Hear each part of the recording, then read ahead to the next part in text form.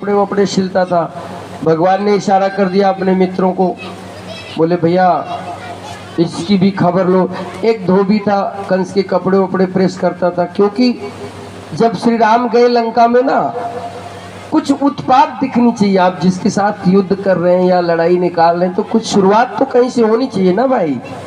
तो भगवान श्री कृष्ण ने कहा यहीं से शुरुआत करो। धोबी के पास गए, बोले भैया थोड़े कपड़े हम लोगों के पुराने हैं, ये अहीर जाति के लोग हैं, गैया वैया चराएं, दूध माखन खाएं, थोड़े अच्छे वस्त्र दे दो, हम मामा के यहाँ जा रहे, लौटा देंगे वो आपको वापसी में। तो वह धोबी ने कही कि अरे अहीरो तुम्हें पता है ये वस्त्र किन के हैं? बोले किन के हैं? तो बोले महाराज कंस के हैं, जिंदा नहीं छोड़ेंगे। भगवान श्री कृष्ण ने इशारा किया मित्रों को कि आज कौन किसको जिंदा नहीं छोड़ेगा ये समय बताएगा। फिर अहीरों ने क्या किया, मित्रों ने उन कपड़ों को लूट लिया, छीन लिया उस धोबी से। किसी को बड़ा आया, किसी को छोटा आया, तो ले जा करके एक दर्जी से उसको कटवाया, सिलवाया, फिर सारे सज धज करके मामा के यहाँ गए। अब जब मामा के यहाँ गए तो फिर वो पल भी आए जब युद्ध शुरू हुआ। चाडूर और मुष्टिक नाम के दो पहलवान, स्पेशली एक बलराम के लिए और एक कन्हैया के लिए रखे गए थे कि तुम इन्हें मार डालना। कंस की दृष्टि में बड़े भारी पहलवान थे, लेकिन इसका उल्टा हुआ, दोनों वो ही मारे गए। हाँ इधर बैठवा दो ना बेटी, इधर बैठवा दो श्रीपाल जी की। हाँ 10 मिनट समय दे दे बेटे। हाँ यहाँ कुर्सियाँ 2 भिजवा दो जरा श्रीपाल जी, 2-3 कुर्सियां वहां भिजवा दो, बच्चियां बैठी हूँ जरा। दोनों मारे गए। इसके बाद कुबलिया पीड़ नामक जो हाथी था उसको छोड़ा गया, अब ये मारेगा। लेकिन बलदाऊ के बल की सीमा नहीं थी और ठाकुर जी के का भी कोई वो नहीं, वो भी मारा गया। भला भगवान को कोई मार सकता है? इसके बाद श्री कृष्ण भगवान ने सीधा कंस को ढूंढना शुरू किया और कंस डर के मारे भागा अपनी प्राण बचाने को। लेकिन भगवान श्री कृष्ण ने उसे छोड़ा नहीं, पकड़कर उसके केसों को खींच लिया। कंस चिल्लाया कि अरे मामा छोड़ो, मुझे बहुत पीड़ा हो रही है।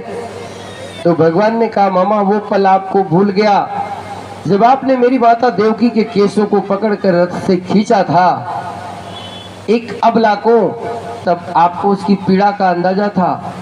आपने मेरे माँ बाप को जेल में डाल दिया, क्या उस पीड़ा का आपको आभास है? जब अपने ऊपर बीतती है तभी मनुष्य को आभास होता है किसी सुख या दुख का। तो अब आज आपका अंतिम दिन है, आपने बहुत उत्पात कर ली, बहुत इस धरती को दुखी कर लिया, माताओं के सामने उनके दूधमय बच्चों को मार डाला, यमुना में फेंक दिया। तुम्हारे कुकर्मों की कोई 1-2 लिस्ट हो तो मैं बताऊं। तुम इसलिए भाग्यशाली हो कि तुम मेरे हाथों से मर रहे हो, मेरे परम धाम को जाओगे, यही तुम्हारे लिए अच्छा है। और भगवान श्री कृष्ण ने बिना समय गवाए कंस का वध कर डाला। बोलो वृंदावन बिहारी लाल की। ये भगवान की बहुत परम लीला थी कृष्णावतार में। इसके बाद अब शेष ज्यादा कुछ नहीं रहा। मित्रों को तो भगवान ने भेज दिया कि तुम गोकुल में जाओ, और जो कंस के पिता थे उग्रसेन, जिनको कैद कर रखा था, बंदी बना रखा था, कंस ने जेल में डलवाया था, उनको कृष्ण छुड़वा करके बुलाए, पुनः उनको राजा बनाए। और फिर भगवान श्री कृष्ण के माता पिता वासुदेव और देवकी, वो भी भगवान श्री कृष्ण से मिलने आए, उनके दर्शनों के लिए आए। लेकिन किस मुंह से उनका सामना करें, क्योंकि जन्म दिया, पालन पोषण नहीं किया, कभी मिलना नहीं हुआ, कुछ नहीं हुआ, जाने की हिम्मत नहीं है। लेकिन श्री कृष्ण चाह रहे अपने माता पिता से मिलना। आज भगवान के भी नेत्रों में आंसू है। और वासुदेव और देवकी आए।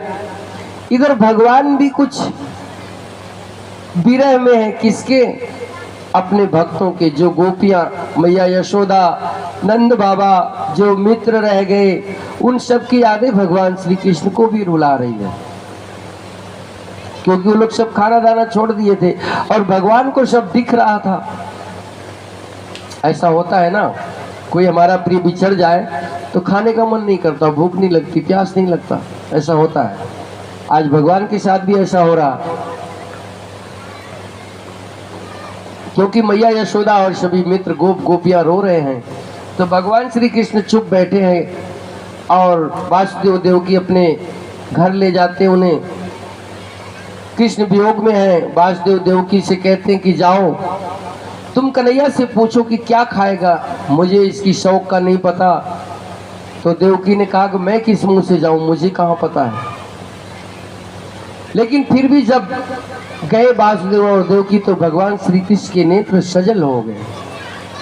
भगवान श्री कृष्ण आज अपने को अपराधी मान रहे हैं कि मैं पुत्र हो करके आपकी विपत्ति में आपकी कोई सेवा नहीं कर पाया, मुझे पुत्र कहलाने का कोई अधिकार नहीं है। वासुदेव और देवकी भी रो रहे हैं कि दोष तुम्हारा नहीं है, दोष तो हमारा है। हम कैसे माता पिता हैं जो तुम्हें जन्म दे करके और अपने से दूर कर दिए, लेकिन हम करते भी क्या। हमें कंस का डर था कि वो तुम्हें मार डालेगा, मेरे और भी 6 पुत्रों को उसने मार डाला, मैं इस भय में थी, इसलिए हमने ममता का त्याग कर दिया। खैर भगवान भी रोते रहे, माँ बाप भी रोते रहे, ये भी समय गया।